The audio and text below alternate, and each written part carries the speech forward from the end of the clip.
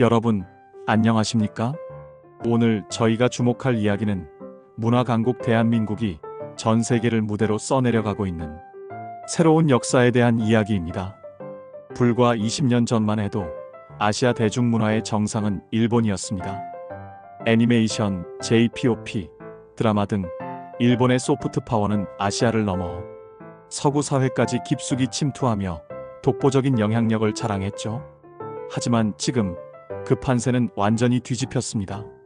세계의 언론과 전문가들은 일제히 한국의 K-컬처를 극찬하며 과거의 문화 맹주였던 일본의 소프트 파워가 어쩌다 한국에 밀리게 되었는지 그 이유를 분석하느라 분주합니다. 이 놀라운 문화적 역전극의 현장을 저희는 한 해외 전문가의 시선을 통해 더욱 생생하게 들여다보고자 합니다. 오늘 이야기의 주인공은 베트남 하노이에서 문화 해설사이자 영향력 있는 유튜브 크리에이터로 활동하고 있는 호앙 투 씨입니다. 투 씨는 과거 일본 문화의 열렬한 팬이었지만 지금은 K컬처의 성공 비결을 전 세계에 알리는 K-전도사가 되었습니다. 과연 그의 눈에 비친 한국 문화의 힘은 무엇이었을까요? 그리고 그가 한국 시청자들에게 전하고 싶은 뜨거운 메시지는 무엇일까요? 투 씨의 진솔한 이야기를 듣기에 앞서 한 가지 부탁드립니다. 지금 여러분의 자리에서 대한민국의 놀라운 문화적 성취에 대한 자부심을 가슴 가득 채워주십시오. 이제부터 들려올 이야기는 여러분의 아들, 딸, 그리고 손주들이 만들어가고 있는 자랑스러운 역사의 한 페이지가 될 것입니다. 잠시 시간을 내어 구독과 좋아요, 그리고 알림 설정까지 부탁드립니다. 이 영상이 더 많은 분들에게 전해져 대한민국의 위상을 함께 느낄 수 있도록 힘을 보태주십시오. 자, 그럼 이제 투 씨의 이야기 속으로 들어가 보겠습니다. 상황 소개 앤드 배경 설정. 안녕하세요.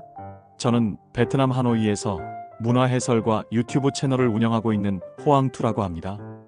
한국 시청자분들께 제 이야기를 전하게 되어 영광입니다.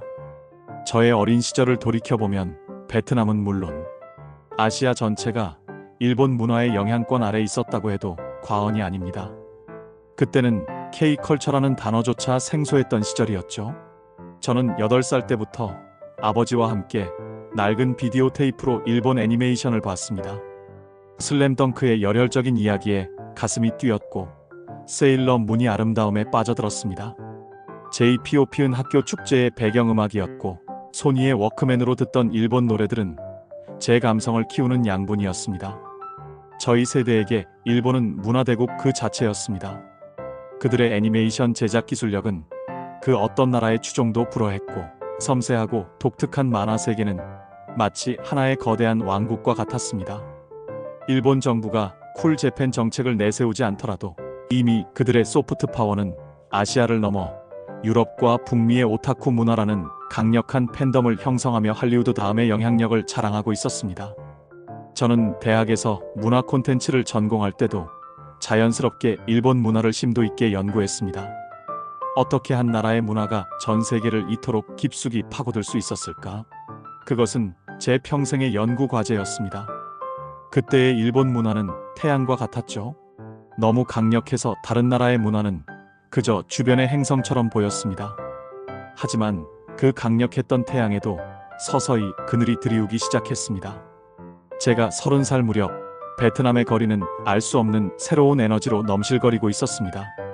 사람들은 낯선 언어의 노래를 따라 부르기 시작했고 TV에서는 세련되고 감각적인 드라마가 방영되기 시작했습니다.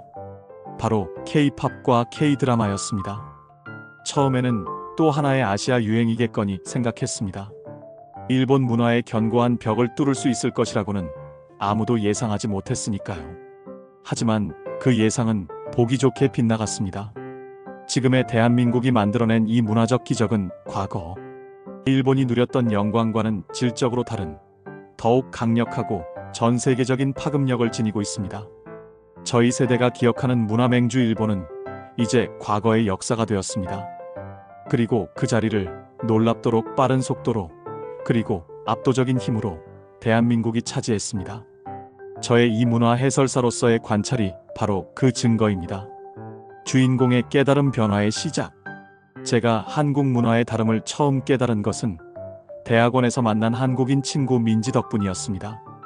민지는 패션 디자인을 전공하는 평범한 친구였지만 그녀의 삶은 항상 한국 문화로 가득 차 있었습니다.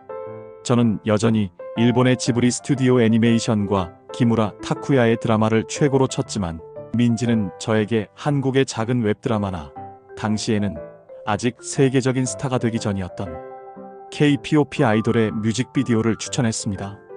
저는 마지못해 그것들을 보았습니다. 그리고 충격을 받았습니다. 일본 콘텐츠가 고립된 섬나라의 감성에 갇혀 자기들만의 독특하고 복잡한 세계관을 고수하는 동안 한국의 콘텐츠는 마치 넓은 바다를 향해 돛을 올린 배와 같았습니다. 그들이 다루는 주제는 보편성이었습니다. 가족 간의 사랑, 청년들의 꿈과 좌절, 인간의 정의감과 희생 같은 전 세계 어느 나라, 사람이 보아도 즉각적으로 감동하고 공감할 수 있는 이야기들이었습니다.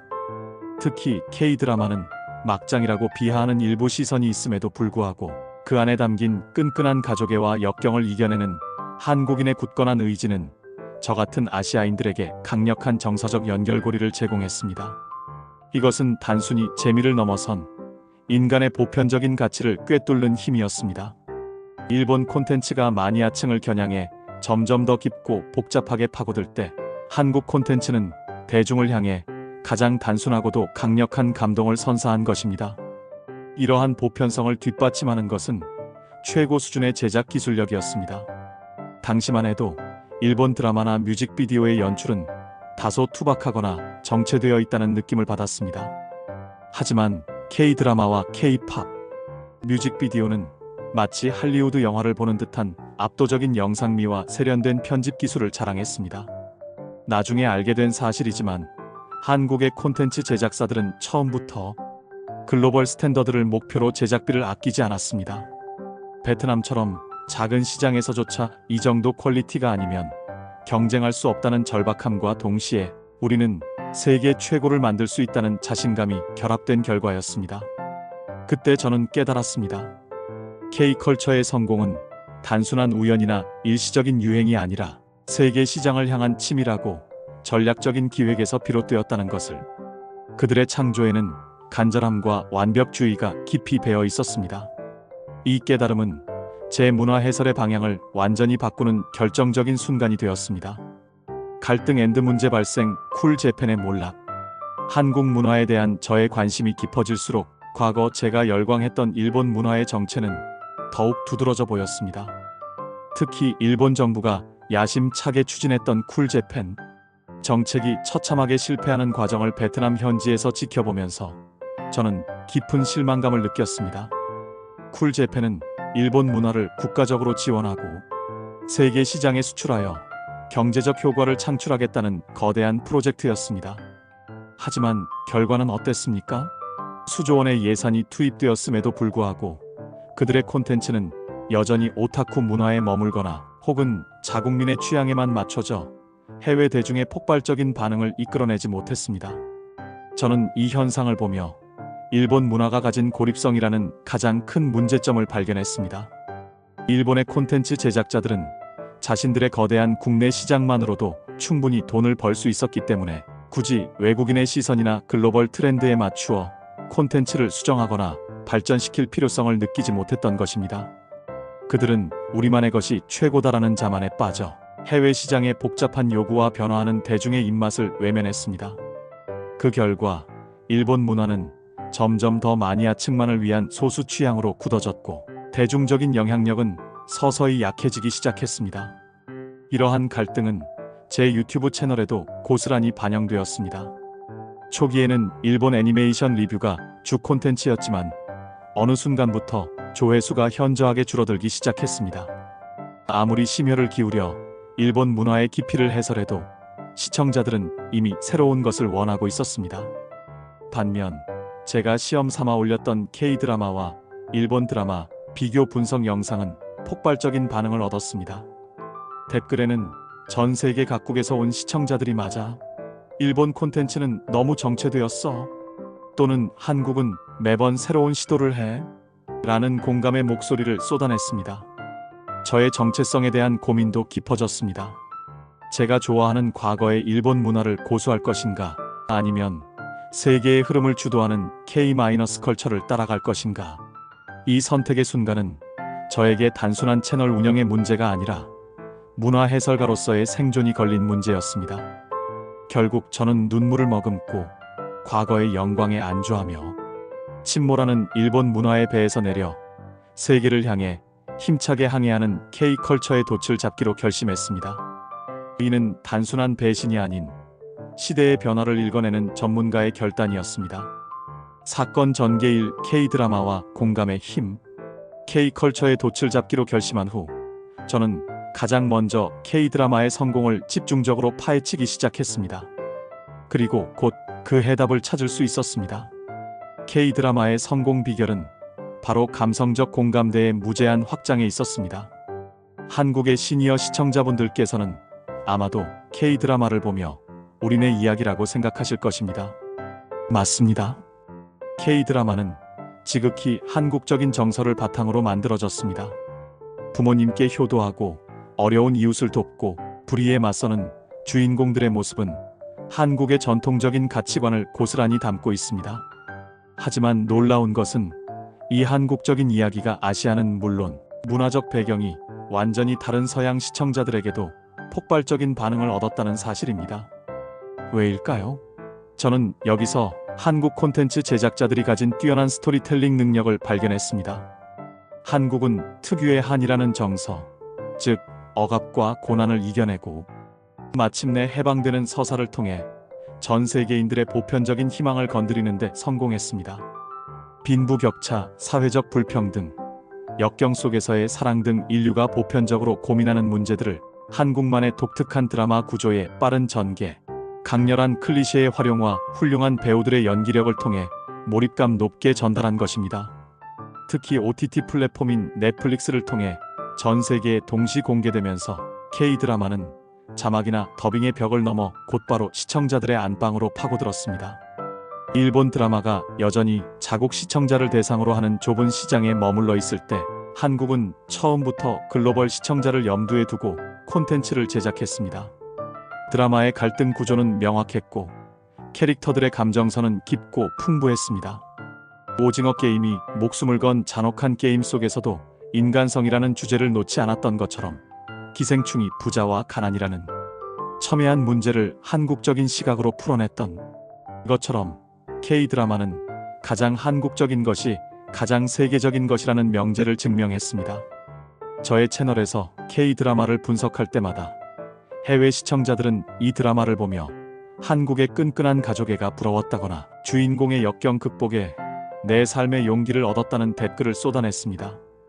한국적 가치가 세계의 공감대를 얻는 모습을 보며 저는 대한민국 국민으로서의 긍지를 느끼지 않을 수 없었습니다. 한국이 문화로 세계를 감동시키는 시대가 온 것입니다. 사건 전개 EKPOP과 압도적 프로페셔널리즘. K드라마가 서사적 공감대로 세계를 사로잡았다면 KPOP는 압도적인 프로페셔널리즘과 완벽한 산업 시스템으로 세계 대중음악계를 평정했습니다. 저는 과거 JPOP의 열렬한 팬이었지만 KPOP를 연구하면서 일본 아이돌 시스템과의 근본적인 차이를 깨닫고 충격에 빠졌습니다. 일본의 아이돌은 주로 팬들과의 친밀한 소통과 미완의 성장 스토리에 초점을 맞춥니다. 이는 자국 팬들에게는 매력적일 수 있지만 상품으로서의 완성도는 다소 떨어지는 경향이 있습니다. 하지만 KPOP 아이돌은 달랐습니다. 그들은 단순한 가수가 아니라 철저한 트레이닝 시스템을 거쳐 탄생한 최정의 퍼포머입니다. 데뷔 전부터 몇 년 동안 노래, 춤, 외국어, 인성 교육까지 받으며 오로지 세계 무대에서 경쟁하기 위한 준비를 마칩니다. 무대에 오르는 순간 그들의 춤은 단 한 치의 오차도 없으며 라이브 보컬은 흔들림이 없습니다. 뮤직비디오는 마치 예술 작품처럼 화려하고 감각적이며 그들의 패션과 스타일은 곧 세계적인 트렌드가 됩니다. 특히 BTS와 같은 그룹은 단순히 음악만으로 성공한 것이 아니라 자신들의 메시지를 전 세계 젊은이들과 공유하며 강력한 정서적 팬덤을 구축했습니다. 그들의 노래에는 청년 세대의 고민과 아픔을 위로하는 진솔함이 담겨 있었습니다. 일본의 J-POP는 여전히 아이돌을 내부 팬덤만을 위한 존재로 가두려 했지만 한국은 달랐습니다. K-POP 기획사들은 처음부터 글로벌 시장을 노리고 그룹을 만들었습니다. 멤버 구성에 다양한 국적의 인재를 포함시키고 외국어 구사를 필수 능력으로 여겼습니다. 이는 경쟁이라는 한국 특유의 문화에서 비롯된 것이지만 그 경쟁의 결과는 최고 수준의 완성도로 나타났습니다. 저의 채널에 달린 해외 팬들의 댓글 중 가장 많은 것은 K-POP는 다른 나라의 음악 산업과는 차원이 다르다는 찬사였습니다.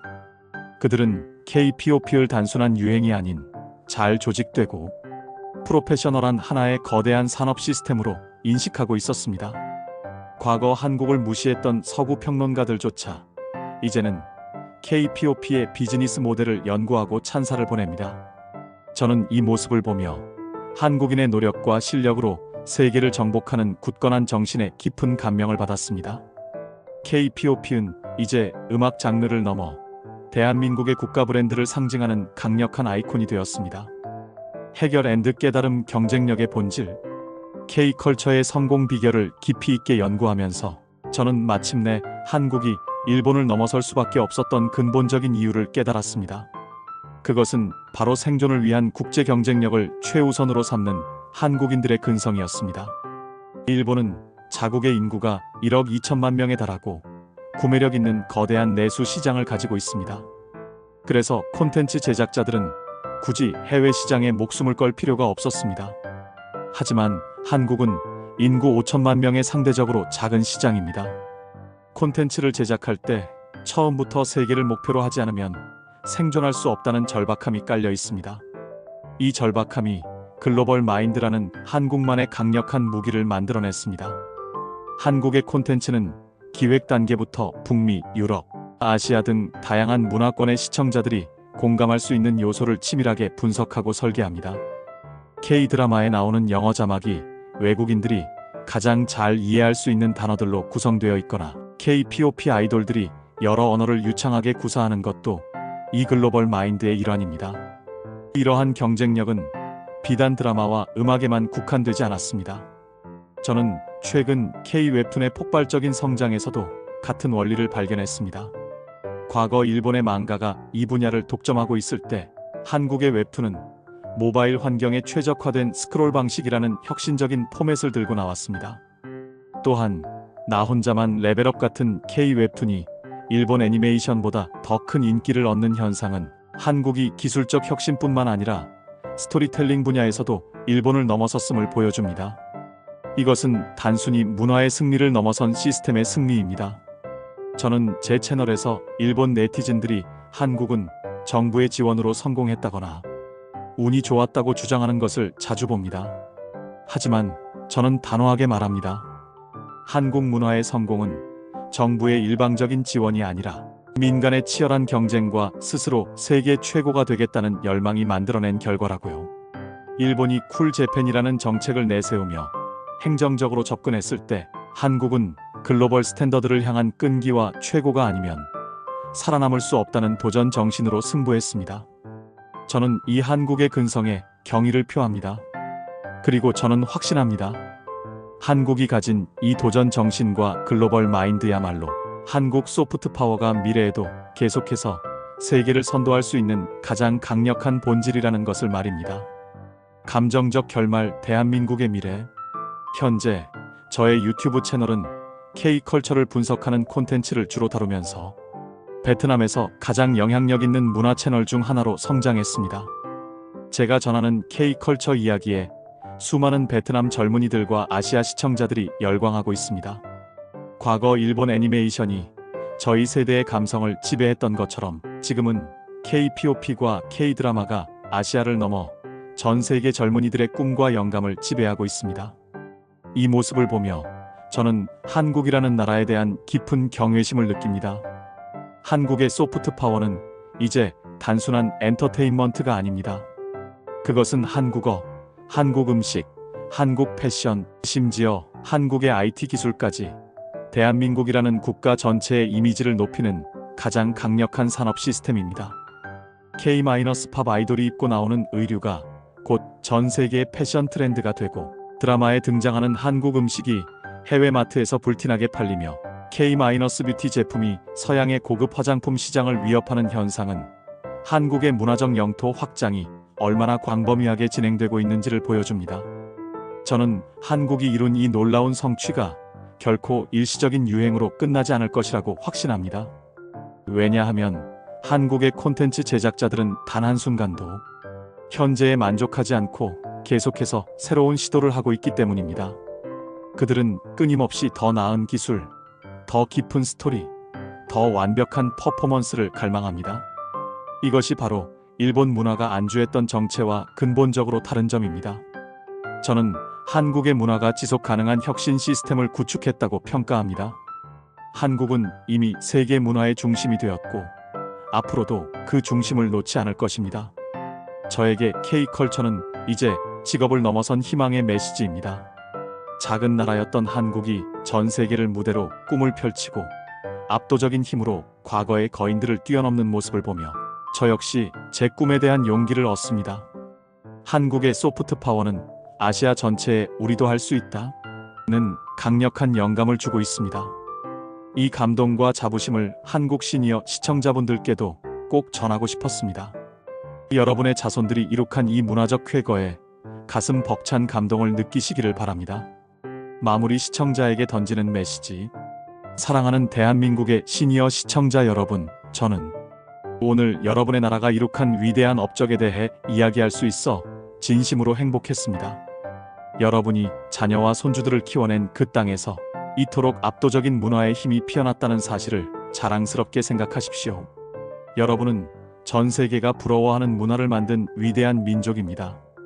과거의 고난과 역경 속에서도 끈기를 잃지 않았던 한국인의 정신, 그리고 세계 최고를 목표로 멈추지 않고 달려가는 그 열정이 오늘날 K컬처라는 결실로 전 세계에 감동을 주고 있습니다. 일본의 소프트 파워가 한국에 밀린 이유는 한국이 단순히 더 좋은 콘텐츠를 만들었기 때문이 아니라 세계와 소통하려는 절박함과 치밀한 프로의식으로 무장했기 때문입니다. 이제 여러분의 자부심을 세계에 마음껏 드러내십시오. 여러분의 문화는 이제 아시아를 넘어 유럽과 아메리카 대륙까지 그 영토를 확장하고 있습니다. K컬처는 일시적인 유행이 아닙니다. 그것은 대한민국의 새로운 미래이자 영원한 자부심이 될 것입니다. 저 호황투는 앞으로도 K컬처의 위대한 여정을 전 세계에 해설하겠습니다. 그리고 한국 시청자분들께는 항상 응원의 메시지를 보내겠습니다. 감사합니다. 대한민국 만세!